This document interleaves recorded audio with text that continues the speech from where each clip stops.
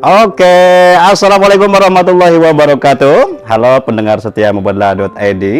Selamat datang di Jelasin Dong, channel Mubadala.id, tempat ngejelasin tulisan yang ada di website Mubadala yang terpopuler, yang banyak dibaca. Di episode kali ini saya mau jelasin soal satu topik yang banget muncul, apalagi kalau kita lagi scroll di media sosial. Topiknya adalah siapa sih yang nggak mau awet muda? Ayo siapa? Saya yakin hampir semua orang mendambakan awet muda. Pernah nggak sih kita benar-benar mikir awet muda itu sebenarnya seperti apa? Scroll media sosial sebentar aja kita langsung disuguhi wajah-wajah mulus tanpa kerutan, tubuh langsing dan ideal, kulit glowing maksimal. Seolah-olah itulah definisi mutlak dari awet muda. Tapi apa benar begitu? Sejak lama media punya peran besar dalam membentuk standar kecantikan. Dan sekarang dengan media sosial yang membanjiri keseharian kita, standar itu makin masif. Perempuan muda dinilai cantik, menarik, dan ideal, sementara perempuan yang tua seringkali dipandang ya kurang relevan, tidak menarik, bahkan diabaikan. Inilah yang menjadi akar obsesi melawan penuaan. Industri kecantikan itu diuntungkan banget.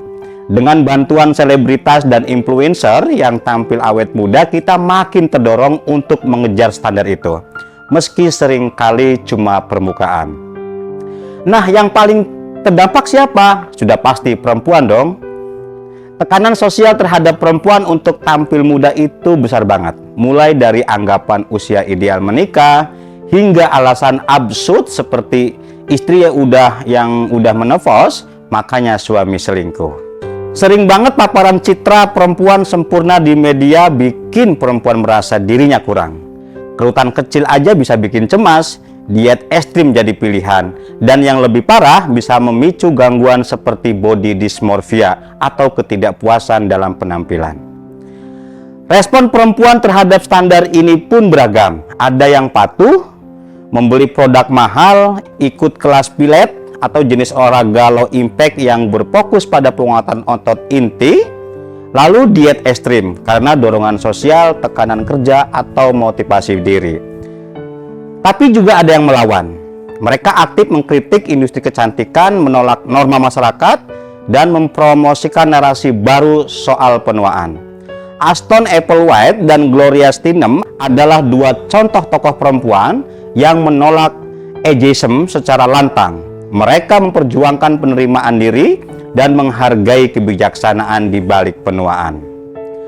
Tapi nggak semua orang bisa ekstrim. Ada juga perempuan yang memilih bernegosiasi. Artinya mereka sadar standar itu ada, tapi nggak membiarkannya mengendalikan hidup.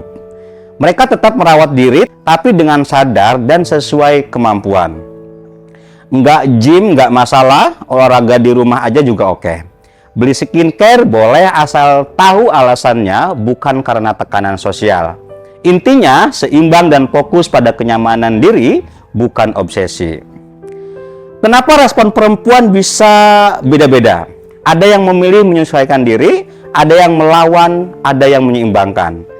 Dalam psikologi, ini disebut coping strategi, cara kita merespon stres atau tekanan. Ada juga teori identitas sosial yang bilang bahwa kita cenderung mengikuti kelompok yang kita identifikasi. Makanya ada perempuan yang merasa perlu tampil muda agar diterima, dan ada yang merasa kuat saat menolak norma tersebut. Yang penting kita perlu akui pilihan dan reaksi perempuan terhadap standar awet muda bukan cuma preferensi pribadi, tapi respon terhadap tekanan sosial dan budaya yang nyata. Maka penting banget untuk menciptakan ruang representasi yang lebih jujur dan beragam terhadap pengalaman perempuan. Ngobrol soal penuaan dengan terbuka, menormalisasi perubahan tubuh, dan menghargai kesehatan fisik serta mental. Itulah awet muda versi baru. Versi yang gak cuma soal tampilan luar, tapi juga semangat hidup, penerimaan diri, dan kebijaksanaan. Nah, kamu sendiri bagaimana? Ikut standar menolak atau bernegosiasi?